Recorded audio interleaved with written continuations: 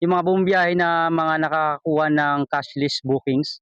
So yung siyempre yung delivery fee nun, papasok dun sa ating driver e-wallet at ang kailangan lang natin gawin para ma-cash out yun is i-withdraw natin. So bago naman kayo mag-filled up ng ating application ng instant SFD driver apps, naglagay na kayo doon ng mga details sa bank account.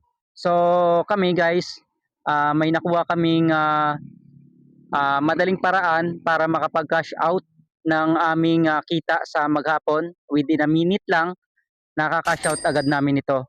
At ang ginamit namin ay ang ShopeePay. Itong ShopeePay guys ay makikita nyo dun sa apps ni Shopee. So nilink namin ito sa driver apps. Ngayon, kung paano mag-link at mai-connect yung ShopeePay sa driver apps, ito lang ang gawin nyo guys. Simple lang at sundan nyo lang. Punta kayo doon sa inyong SFD driver apps and then click nyo yung picture, yung profile nyo, click nyo yung picture and then sa baba settings, click nyo. Pagdating sa settings, na-click nyo na, i-click nyo yung bank account.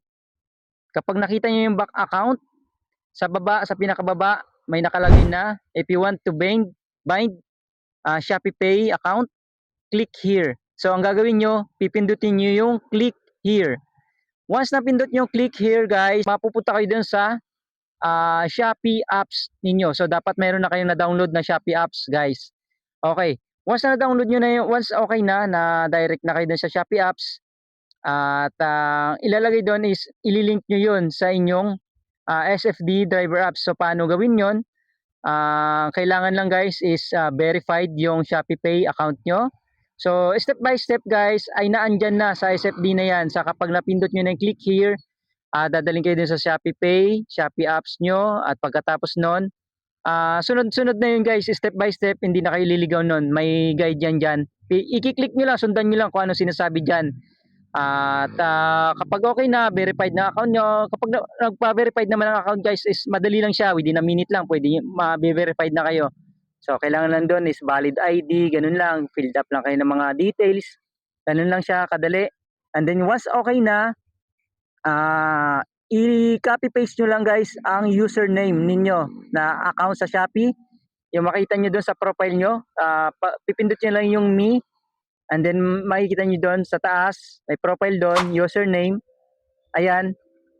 At i-copy paste nyo yan guys papunta doon sa SFD driver apps nyo. Once na okay na yon.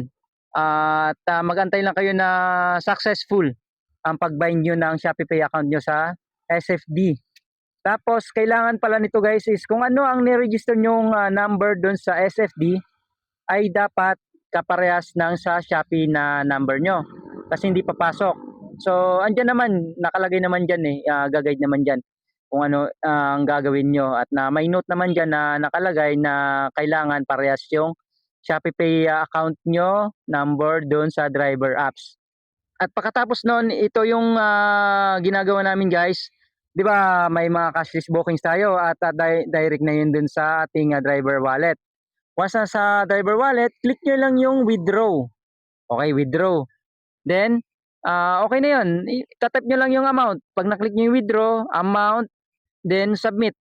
Okay na. Papasok na yun sa inyong ShopeePay within a minute. Maximum nasa 5 to 7 minutes. Papasok na siya sa inyong account. Gaya nito sa akin.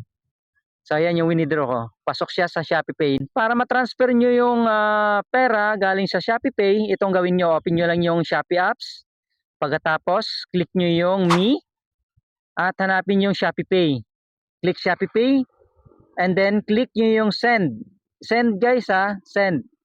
And then doon pag click nyo yung Send, may makikita kayo doon.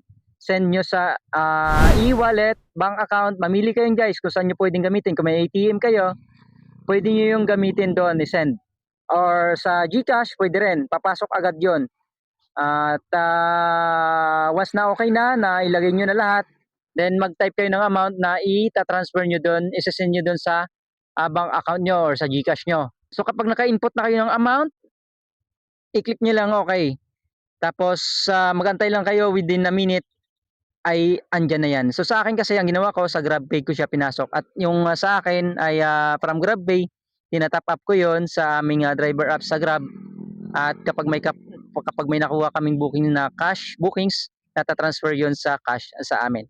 So sa inyo naman kung gusto nyo sa ATM nyo or sa GCash nyo, real time to papasok agad to sa inyo. So sana nakatulong itong video ito at sana hindi na kayo mahirapan sa pag-cash out na yung kinita sa buong maghapon. Salamat guys at ingat po kayo. At kung nakatulong sa inyo ang video ito, pakikalabit naman yung like and subscribe button para naman may refer ito ni YouTube sa iba na gusto rin kumita sa ganitong uri ng trabaho. Salamat.